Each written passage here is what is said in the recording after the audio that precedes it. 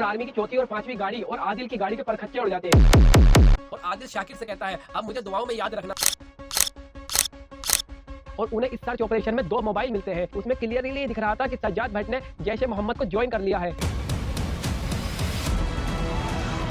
मुदस्सिर खान वही शख्स था जिसने लेंथपुरा में सीआरपीएफ के कैंप पर अटैक किया था। अब आदिल डायरेक्टली जैश ए मोहम्मद के ग्रुप से ज्वाइन हो चुका था। इसके बाद इसमें एक नए शख्स की एंट्री होती है, इदरीस भाई।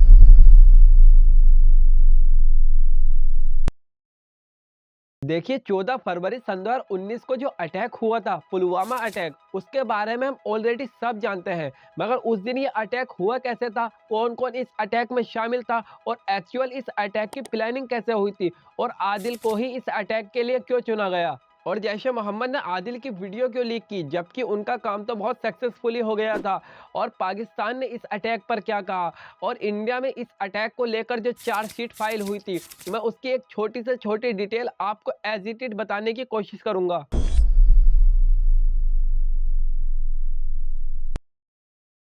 कि ये जम्मू कश्मीर में एक पुलवामा जिला है जिसके अंदर एक काकापुरा तहसील एक जगह है जिसमें आदिल डार का जन्म होता है और यही आगे चलकर एक देश के बहुत बड़े अटैक का कारण बनता है। देखिए आदिल एक बार इंडियन फोर्सेस के खिलाफ प्रोटेस्ट में उतरता है। डेट थी फरवरी सन 2018। उस टाइम पर आदिल इंडियन फोर्सेस के खिलाफ प्रोटेस्ट कर रहा था और प्रोटेस्ट में हालात बिगड़ने की वजह से इंडियन फोर्सेस डमी फायरिंग शुरू कर देती है, जिसमें से आदिल के एक गोली आकर लग जाती है और आदिल बुरी तरीके से जख्मी हो जाता है और इसी वजह से आदिल इंडियन फोर्सेस से नफरत करने लगता है। फिर उसके 1-1.5 महीने बाद आदिल अपने घर से साइकिल लेकर रवाना हो जाता है और यही आखिरी टाइम था जिस वक्त उसके माँ बाप ने उसे देखा था। उसके बाद आदिल किसी न किसी तरीके से शाहिद बाबा टेररिस्ट ग्रुप को ज्वाइन कर लेता है, जो कि जैश ए मोहम्मद टेररिस्ट ऑर्गेनाइजेशन का ही ग्रुप होता है। आदिल डार के आने के कुछ टाइम बाद शाहिद बाबा का इनकाउंटर हो जाता है तो आदिल मुदस्सिर खान का ग्रुप ज्वाइन कर लेता है। मुदस्सिर खान वही शख्स था जिसने लेंथपुरा में सीआरपीएफ के कैंप पर अटैक किया था। अब आदिल डायरेक्टली जैश ए मोहम्मद के ग्रुप से ज्वाइन हो चुका था। इसके बाद इसमें एक नए शख्स की एंट्री होती है, इदरीस भाई। और इदरीस को कश्मीर में लाने वाला जो शख्स था वो आशिक अहमद कांगुरु था, जो कि जैश ए मोहम्मद टेररिस्ट ऑर्गेनाइजेशन का ही एक साथी है और ये पहले कश्मीर पुलिस के लिए भी काम किया करता था। अब इसके बाद ये इदरीस भाई थे जो कि कोई मामूली शख्स नहीं था और इसका नाम होता है उमर फारूक, जो कि इंटरनेशनली बॉर्डर क्रॉस कर आया था और ये सन 2016 से लेकर सन 2017 तक अफगानिस्तान के सवा सेक्टर में ट्रेनिंग लेकर आया था अलकायदा से। उसके बाद ये आदिल से मिलता है और आदिल का ब्रेन वॉश करना शुरू कर देता है और आदिल को ट्रेनिंग देने लगता है। और ये जो उमर फारूक था जो कि जैश ए मोहम्मद की तरफ से ही आया था, ये जो पूरे इस प्लान का मास्टरमाइंड था, वो आगे चलकर कश्मीर में अपने नेटवर्क मजबूत करने लगता है और इसी दौरान इसकी मुलाकात होती है शाकिर बशीर से, जिसकी एक फर्नीचर की दुकान थी लेंथपुरा पुल के पास, जिससे हाईवे पर साफ नज़र रखी जा सकती थी। अब इसके बाद उमर फारूक आदिल की मुलाकात शाकिर बशीर से कराता है और ये इसे पूरा प्लान बताता है। इसके बाद ये शाकिर बशीर, उमर फारूक और आदिल इस प्लान की तैयारी में लग जाते हैं और शाकिर बशीर उमर फारूक और आदिल को अपने घर में रुकने की जगह देता है। एक तरीके से शाकिर बशीर OGW का काम कर रहा था। OGW का मतलब होता है ओवरग्राउंड वर्कर। अब इसके बाद शाकिर बशीर बाहर की एक छोटी से छोटी डिटेल लाकर उमर फारूक को देता है।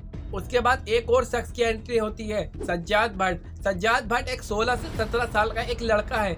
उमर फारूक को सज्जाद भट्ट की जरूरत इसलिए पड़ती है क्योंकि उमर फारूक ने जो पाकिस्तान से 300 किलोग्राम RDX इंपोर्ट किया था कश्मीर में, उसे किसी कार में रखना था और इस कार का जो इंतजाम करता वो था सज्जाद भट्ट। सज्जाद भट्ट ने 2 फरवरी सन 2019 को एक कार खरीदी, ब्लू कलर की इको वैन, और इस कार को शाकिर बशीर के घर में छुपा देते हैं और ये अपने प्लान में आगे काम करने लगते हैं। इन्हें जो अटैक करना था वो 6 फरवरी सन 2019 को करना था, तो ये उससे कुछ दिन पहले बॉम्ब की तैयारी कर देते हैं। ये 2 RDX के कंटेनर तैयार करते हैं, एक था 140 किलोग्राम का और एक था 160 किलोग्राम का। अब ये दोनों तैयार करने के बाद ब्लू कलर की मारुति इको वैन में जो सज्जाद भट्ट ने खरीदी थी वो उस कार में ले जाकर इन दोनों कंटेनर को फिट कर देते हैं। अब ये अपने अटैक के लिए पूरी तरीके से तैयार थे। अब इसके बाद टाइम आता है 6 फरवरी सन 2019 को, जिस दिन उमर फारूक को अटैक करना था, मगर उस दिन भारी बर्फबारी के चक्कर में उमर फारूक को अपना प्लान कैंसिल करना पड़ता है। इस बीच एक न्यूज़ ये भी आती है, कई बार इंटरनल इंटेलिजेंस की तरफ से और मिलिट्री इंटेलिजेंस की तरफ से कई बार इनपुट दिए गए थे। 4 फरवरी सन 2019 को इंटरनल एजेंसी की तरफ से इनपुट आया था कि 15 फरवरी सन 2019 तक कोई बड़ा हमला हो सकता है। इसके बाद टाइम आता है 13 फरवरी सन 2019, जिस दिन ये न्यूज़ आती है कि जम्मू से श्रीनगर जाने वाले हाईवे ओपन हो चुके हैं। जैसे ही ये खबर शाकिर बशीर को पता लगती है, वो जाकर उमर फारूक को बता देता है और उमर फारूक आदिल को गाड़ी के साथ एकदम तैयार कर देता है। और इधर सीआरपीएफ के जवान जो अपनी छुट्टी बिताकर आए थे, वो अपनी पोस्ट पर जाने के लिए एकदम तैयार थे। अब इसके बाद 78 गाड़ियों में 2547 सीआरपीएफ के जवान बैठते हैं और 3:45 पर इनका कॉन्वॉय रवाना होता है। देखिए, कॉन्वॉय उसे बोला जाता है जब सीआरपीएफ की कई सारी गाड़ियां एक साथ चलती हैं तो उन्हें कॉन्वॉय बोला जाता है। मगर इस बार ये था कि पहले ये होता था, जब सीआरपीएफ का कॉन्वॉय हाईवे पर से निकलता था तो पब्लिक ट्रांसपोर्ट को रोक दिया जाता था। मगर फिर कुछ लोगों ने आकर प्रोटेस्ट किए और मांग रखी कि पब्लिक ट्रांसपोर्ट को दिक्कत होती है, तो इस वजह से सन 2003 में इस रूल को हटा दिया गया। उसके बाद धीरे धीरे ये सीआरपीएफ का कॉन्वॉय पब्लिक ट्रांसपोर्ट के साथ चलता रहता है। उसके बाद टाइम आता है 2:48। इस टाइम पर यह कॉन्वॉय काजीपुरा पहुंच चुका था। काजीपुरा में इस कॉन्वॉय के साथ जो 16 गाड़ियां थी, उन्हें हटाकर 16 मोबाइल बंकर को जोड़ दिया जाता है, क्योंकि आगे का जो रास्ता था वहां पर ज़्यादा टेररिस्ट एक्टिविटी देखी जाती थी। उसके बाद उमर फारूक, शाकिर बशीर और आदिल डार को गाड़ी में बिठाकर, जिसमें 300 किलोग्राम आरडीएक्स था, उसके साथ रवाना कर देता है। आदिल और शाकिर हाईवे के एकदम पास पहुंचते हैं।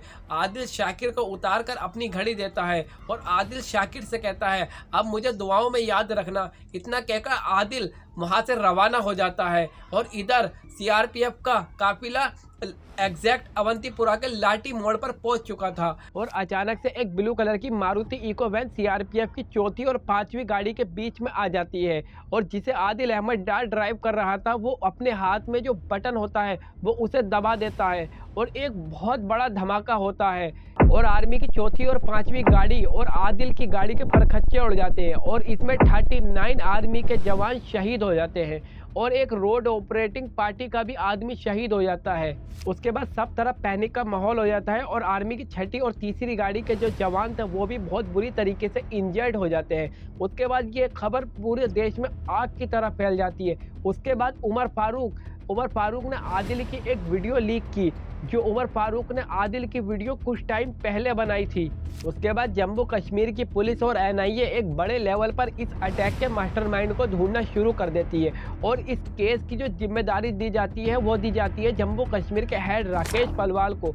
राकेश पलवाल इंसिडेंट वाली जगह पर पहुंचकर छोटी से छोटी इंफॉर्मेशन ढूंढना शुरू कर देते हैं। इसके बाद राकेश पलवाल गाड़ी की इंफॉर्मेशन जानने के लिए मारुति कंपनी के इंजीनियर्स को बुलाते हैं और मारुति कंपनी के इंजीनियर्स आकर यहाँ पर इंफॉर्मेशन ढूंढना शुरू कर देते हैं। उसके बाद पुलिस को इस कार का चेसिस नंबर मिलता है और पुलिस इस चेसिस नंबर से पता लगाती है कि ये कार ब्लू कलर की इको मारुति वैन थी और इस कार को 6 बार बेचा गया था और लास्ट ओनर जो था इसका था वो सज्जाद भट्ट। अब पुलिस सज्जाद भट्ट के घर पहुंचती है, मगर पुलिस को सज्जाद भट्ट घर पे नहीं मिलता। उसके बाद कुछ टाइम बाद एक फ़ोटो वायरल होती है जिसमें सज्जाद भट्ट दिख रहा था। उसमें क्लियरली दिख रहा था कि सज्जाद भट्ट ने जैश ए मोहम्मद को ज्वाइन कर लिया है। उसके बाद टाइम आता है 29 मार्च सन 2019, जिस दिन सिक्योरिटी एजेंसी की तरफ से पता लगता है कि कश्मीर के तिराल इलाके में जैश ए मोहम्मद के कुछ टेररिस्ट बैठे हुए हैं। उसके बाद सिक्योरिटी फोर्स तिराल इलाके में पहुंचकर एक ऑपरेशन चलाती है और ऑपरेशन काफ़ी लंबा चलता है। लास्ट में उमर फारूक का इनकाउंटर हो जाता है और उमर फारूक वही शख्स था जिसने इस पूरे प्लान को एग्जीक्यूट किया था। उसके बाद नंबर लगता है सज्जाद भट्ट का। उसके बाद पुलिस को सिक्योरिटी एजेंसी की तरफ से इंफॉर्मेशन मिलती है और पुलिस अनंतनाग के मरहमा में पहुंचकर एक ऑपरेशन चलाती है और सज्जाद भट्ट का भी इनकाउंटर कर देती है। सज्जाद भट्ट वही था जिसने उमर फारूक का साथ दिया था इस पूरे अटैक में और उमर फारूक के साथ सज्जाद भट्ट भी जैश ए मोहम्मद को ज्वाइन कर चुका था। अब इसके बाद दिक्कत ये थी कि पुलिस ने सज्जाद भट्ट का भी इनकाउंटर कर दिया। अब पुलिस को कोई तो चाहिए था जो कि इस पूरे अटैक के बारे में बता सके। पुलिस ने शाकिर बशीर को पकड़ रहा था, मगर शाकिर बशीर का ब्रेन वॉश कर दिया था उमर फारूक ने। तो शाकिर बशीर से कुछ भी उगलवाना बहुत मुश्किल हो रहा था। उसके बाद टाइम आता है अक्टूबर 2019, जहां पर उमर फारूक का इनकाउंटर हुआ था। वहां पर राकेश पलवाल सर्च ऑपरेशन कराते हैं और उन्हें इस सर्च ऑपरेशन में 2 मोबाइल मिलते हैं। एक मोबाइल होता है आईफोन 13 और एक होता है सैमसंग S9 प्लस। मगर इन फ़ोन की कंडीशन बहुत बुरी होती है, इसलिए इन्हें CRT मतलब Indian computer emergency response team के पास भेजा जाता है। एक हफ्ते बाद CRT की तरफ से भी रिस्पांस आता है और इन्हें इन मोबाइल के अंदर 100 GB से भी ज़्यादा का डेटा मिलता है। एक तरीके से ये पुलिस के लिए जैकपॉट का काम करता है। असल में इस मोबाइल के अंदर उमर फारूक और आदिल डार की फ़ोटो मिलती है और इसमें एक वो लड़की की फ़ोटो मिलती है, इंशा जहान। इंशा जहान वही लड़की है जिसके घर पर रुककर उमर फारूक ने आदिल की वीडियो रिकॉर्ड की थी। और मोबाइल में मिली कॉल रिकॉर्डिंग से यह भी पता चला कि इंशा जहान उमर फारूक से बातें किया करती थी और कश्मीर की और लड़कियों के साथ उमर फारूक के फ़ोटो मिले। इसके बाद पुलिस डायरेक्ट इंशा जहान के घर पर पहुंचती है। इंशा जहान कहती है कि कैसे उमर फारूक मेरे घर पर आकर रहा करता था और आदिल की वीडियो भी हमारे घर पर ही शूट की गई थी। और इंशा जहान के पिता OGW का काम करते थे जैश ए मोहम्मद के लिए। और इंशा जहान ने यहाँ पर यह भी बताया कि कश्मीर की कई और लड़कियों के साथ उमर फारूक के नाजायज़ ताल्लुकात थे। इसके बाद जब ये वीडियो शाकिर बशीर को दिखाई जाती है तो वो पहले कुछ नहीं बताता, मगर इस वीडियो को देखने के बाद वो सब कुछ बताना शुरू कर देता है। क्योंकि इंशा जहान उमर फारूक के बारे में क्या क्या बता रही थी कि उमर फारूक के अलग अलग लड़कियों के साथ संबंध थे, मगर शाकिर बशीर उमर फारूक को अपना गुरु मानता था, उसकी राह पर चलता था। मगर ये सारी बातें सुनने के बाद शाकिर बशीर एक एक बात पॉइंट बाय पॉइंट बताना शुरू कर देता है।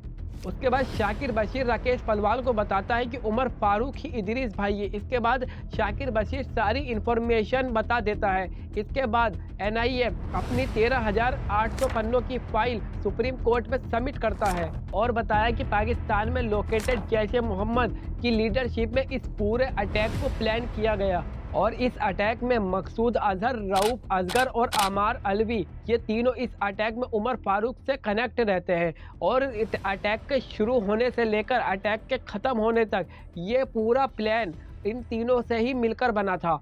और इस अटैक में 19 लोगों के और नाम आए और इस अटैक में जो सारी बातें थी वो मैंने आपको बता दी।